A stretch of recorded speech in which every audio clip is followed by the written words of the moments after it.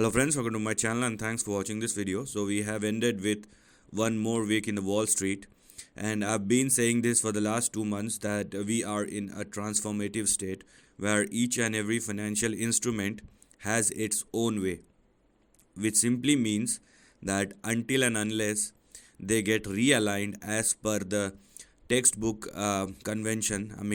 We know that when dollar is going down, stock market will go up. When crude will go down, stock market will go up, or vice versa. So until and unless these things get synced together, we cannot have any sustainability in the trend.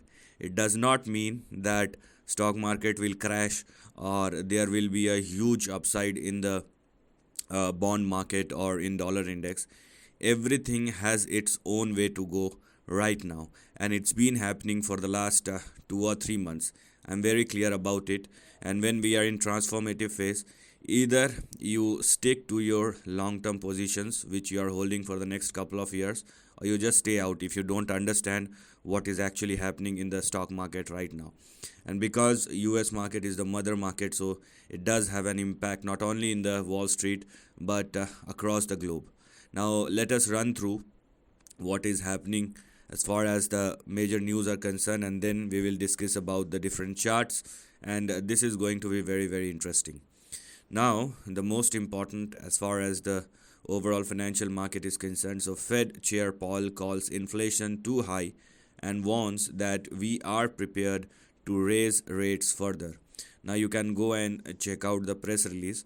So I have been very clear for the last 1 year. It does not matter what analyst says. I will this time at least follow the Fed or the central bank and what they are actually doing. It's not about what they are saying, but actual data points. If there is any change in data points, we will look at it, because market will keep on factoring in things time and time again. So it's not like when the interest rate moves higher and stock market crash, it does not recover. It does not work like that.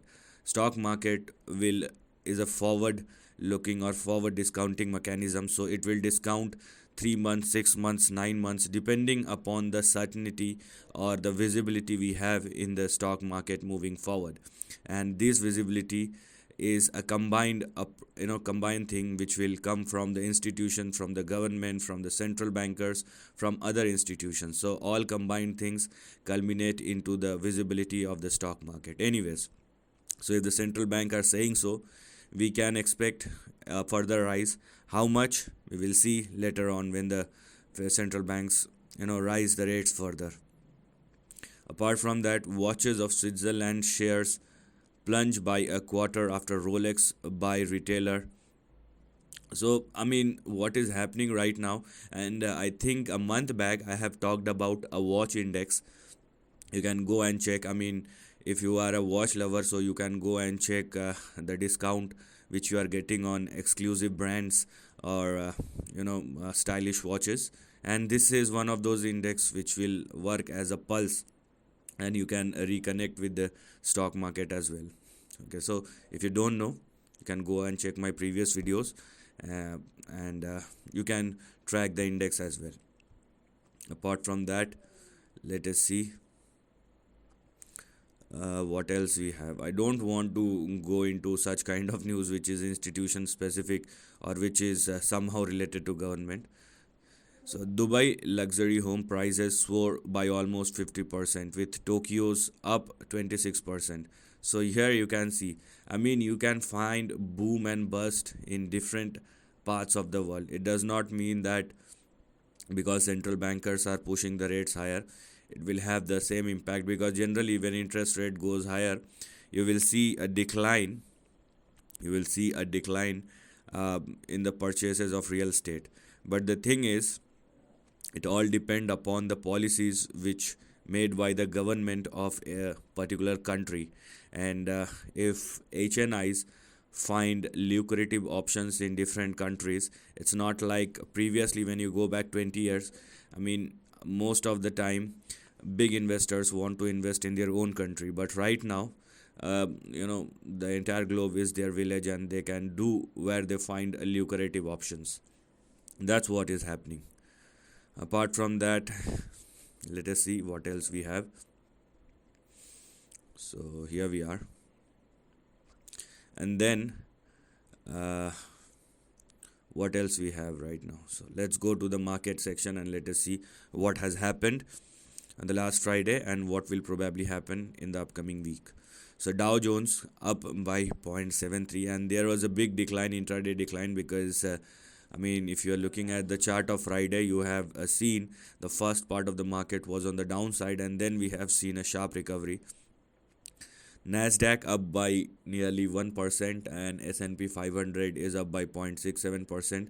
Gold is trading at 1943, oil at 80, and even it falls from 83 to 80, it is not at all giving any conviction that it will continue to move lower. I will show it to you. US 10-year yield is actually very very high right now, and it's going to increase from here as well. Apart from that, you can clearly see now the interest rate beyond, or the interest rate in the longer term time horizon, started rising again. So now the yield curve will turn, it was inverted, now it turns flat, and when these transformations happen, this is not a good sign. And that's what I've been saying for the last 2 months, okay, that this transformative phase will give you different things at different time. And then we have US dollar index, which is, so the thing is, each and every part of the financial market is showing its own individual move, and right now there is no point correlating it with one another because it's not going to match up. Stock market is not ready to fall, and the other important indices like oil or dollar index is not, they are rising higher. So there is a dilemma. So let it settle down. Eventually it will fall into place. Each and everything will fall into place, and then you will see a steady price movement. And I will show you the price chart of Bitcoin as well. So just to give you a flavor of cryptocurrency. So what we are going to do, let's start analyzing the WTI chart first, okay? The WTI crude, and this is the WTI crude futures. And let me show you what is actually happening right now, because even if I have talked about it, that now it hits the resistance, I think 2 week back, and from there we have seen a decline, but it is not giving any soothing impact. And the reason is this: if I draw a line like this, what we can see is a range breakout. And even if there is a downside move, but if WTI crude futures somehow manage to sustain at or above $76, it is fine, it is safe. The lower end of the range is safe, and once it surpasses 85, you will see a big move towards 94 and eventually towards 98. So this is something which one should keep in one's mind, because you cannot call this section or call this price action as very very I would say comforting, okay? So it is not at all comforting. It may fall towards 76, but if it continues to trade at or above 76, the overall trend is very much fine and it is on the upside. And once it started trading above or beyond 85, you will see a big move going forward. So that's something which you must understand, and this is not going to happen overnight. If this is happening overnight, then you will see a bizarre movement. Stock market or NASDAQ will fall down 2000 points kind of thing.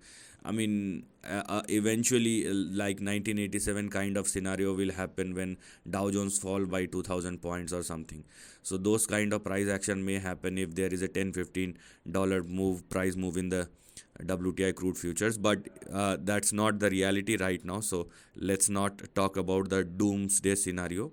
What I'm basically say, there is a range breakout above 76, and if it continues to trade above 76 or more, 85 will be there, and beyond 85, WTI crude future will move toward 94 and 98. Now let's talk about the dollar index, because dollar index, okay, so this is what the dollar index is saying.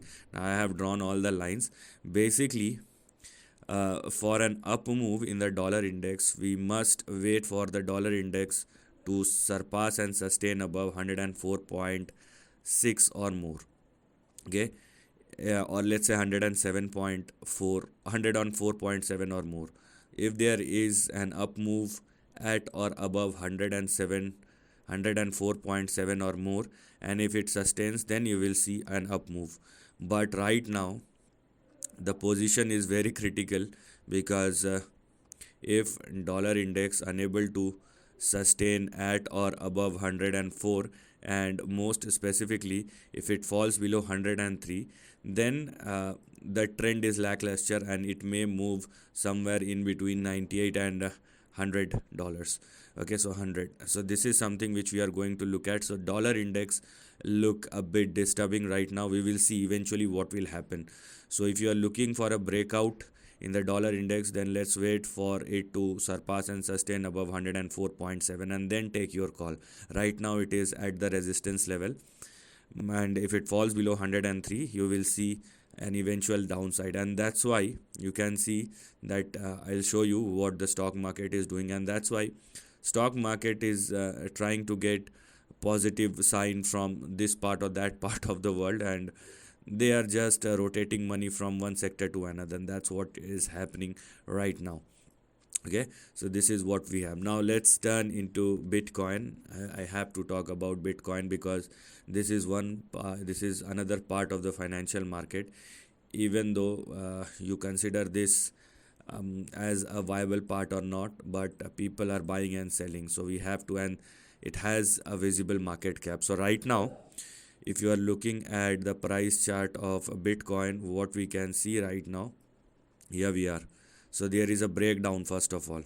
Okay, the support is down and out. Now it is trading below the support level, so it is not at all good for the Bitcoin.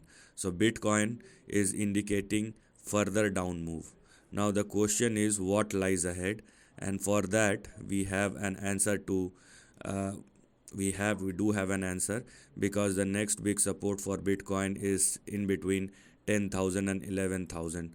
So this is something which we are going to look at as far as Bitcoin is concerned, and Bitcoin is ready for it, is probably ready, unless it sustains above 39,000. It is in a downtrend, and if it continues to trade below 39,000, you will see a move somewhere in between 10 and 12,000. It will definitely take time, but the price breakdown is not at all a good sign. Okay, so if you are looking at the price chart of Bitcoin, you should understand about this thing, and it will not happen overnight. It will take couple of weeks to couple of months. You cannot expect a big fall. I mean, it can go anywhere at the fastest pace or small, I mean, in a slow manner or a fast manner, but does not matter. But the thing is, there is a breakdown, and this is not at all looking good. Now let's check out the price chart of the three major indices and what they are telling us. So this is the price chart of Dow Jones, and now you can clearly see I have talked about this support level 2 weeks back, and this is how things are working right now. So Dow Jones is taking support exactly at the level which we have discussed in our previous video, and if Dow Jones continue to hold and sustain at or above 34,000, we will definitely have a move, or a next upswing will start. So this is how the surprising stock market is.